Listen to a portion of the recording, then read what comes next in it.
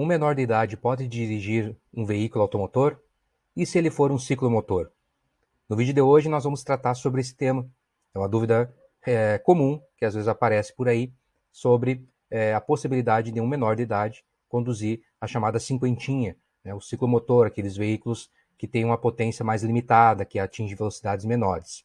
Então fica até o final para você sair daqui sabendo, inclusive, de onde é que veio essa história que ainda é presente, de que seria possível uma habilitação para menores de idade. Veja só, o que é um ciclomotor? Esse conceito hoje consta no próprio Código de Trânsito Brasileiro, no anexo 1, um conceito que foi alterado pela Lei 14.071, de 2020, que diz o seguinte, ó, o que é o ciclomotor? Veículo de 2 ou 3 rodas, provido de motor de combustão interna, cuja cilindrada não exceda 50 centímetros cúbicos, equivalente a 3,05 polegadas, né? E ou motor de propulsão elétrica, né? Aí é uma outra possibilidade de também ser equiparado ao ciclomotor, com potência máxima de 4 kW, e cuja velocidade máxima de fabricação não exceda 50 km por hora. Esse é o conceito oficial que foi transportado para o Código de Trânsito Brasileiro. Nós temos, então, alguns requisitos para que um veículo seja classificado como ciclomotor. Nós vamos falar sobre esses requisitos para entender exatamente de que veículo nós estamos falando e por que existe essa ideia de que poderia ser conduzido por menores de idade. Primeiro requisito é ter 2 ou 3 rodas. Né? Essa é uma questão da própria conceituação que nós acabamos de ver. Outro é que, de fábrica, não pode exceder 50 km por hora. Não pode ter, então, potência no motor que faça com que o veículo atinja velocidades superiores. Esse é o teto máximo permitido, certo? Além disso, vai ser ciclomotor se não atender os requisitos que estão lá na Resolução 947 de 2022. Essa Resolução 947 do Conselho Nacional de Trânsito é que traz a equiparação das bicicletas elétricas e outros veículos em relação a um ciclomotor.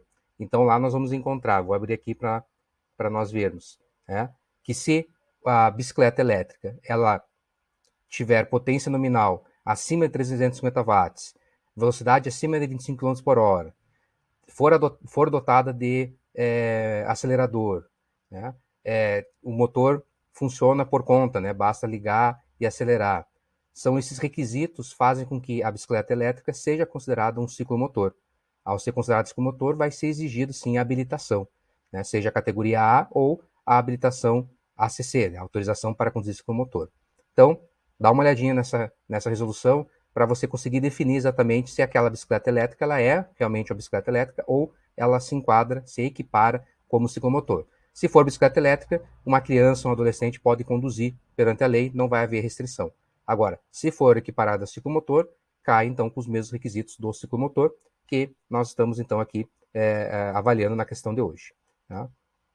Então veja só, menor de idade pode dirigir?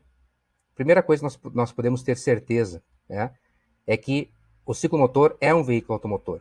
Né? Então ele é um veículo que anda pelos seus próprios meios, não precisa ser empurrado nem puxado. Né? Ele sobe ali, dá partida, seja ele motor a combustão ou motor elétrico, ele vai sair em movimento, né? A pessoa vai conduzindo, então é um veículo automotor. Se ele é um veículo automotor, os requisitos para ser conduzido são os mesmos requisitos de qualquer veículo automotor. E isso nós vamos encontrar lá no artigo 140 do CTB, trazendo justamente essa necessidade de uma habilitação.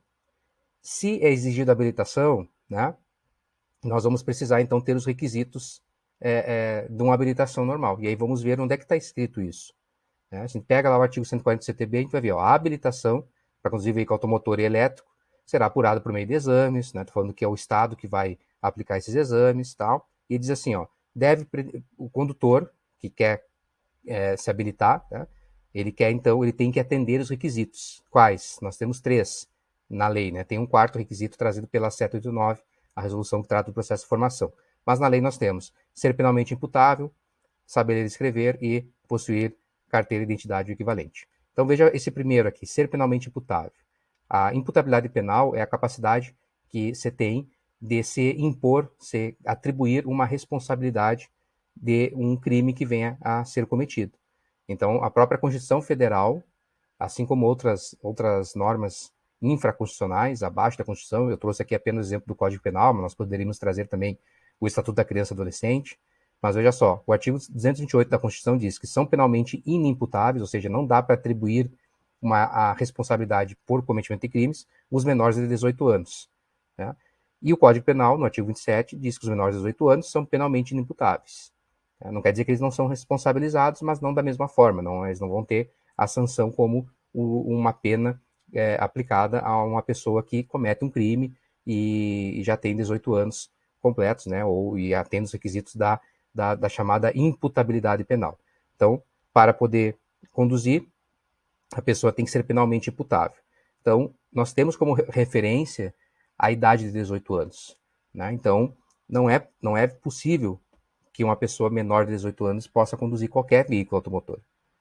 E o artigo 141 do Código de Trânsito vai tratar sobre o processo de habilitação, dizendo que as normas serão estabelecidas pelo CONTRAN, inclusive em relação à autorização para conduzir ciclomotor, a ACC. Inclusive, nós temos normas um pouco diferentes para o processo da ACC. Então, a pessoa que vai se habilitar na ACC vai utilizar isso. Lá na Resolução 789, que eu já mencionei antes, o artigo 2º também repete a mesma exigência. Né? Diz que para conduzir ciclomotor tem que estar habilitado, né? ou na categoria A, ou estar habilitado com a ACC. Né? E aí, de onde é que surgiu isso? Olha que coisa interessante, né, para nós ampliar o nosso conhecimento aqui no final do nosso vídeo.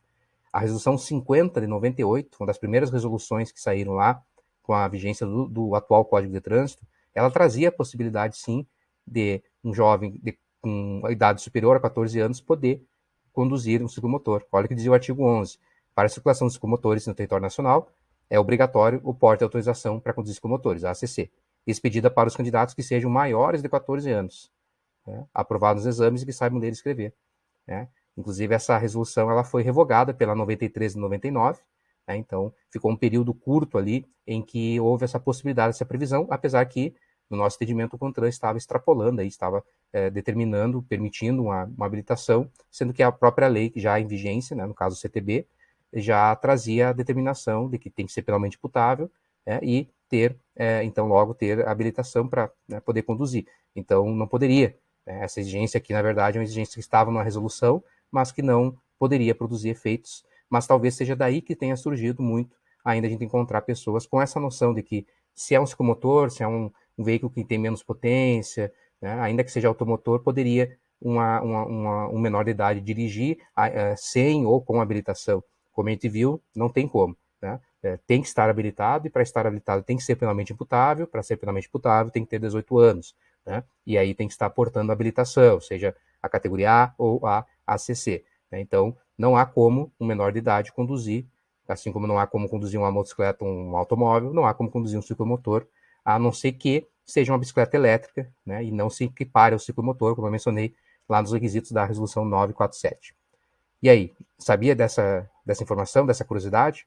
Deixe seu comentário aqui, deixe sua sugestão sobre assuntos, dúvidas que você pensa ser interessante a gente poder sanar, para nós podermos trazer novos vídeos com outros temas dentro da legislação de trânsito, sanando aqui no canal da UnicefC. Lembra daquele like e de deixar o seu comentário.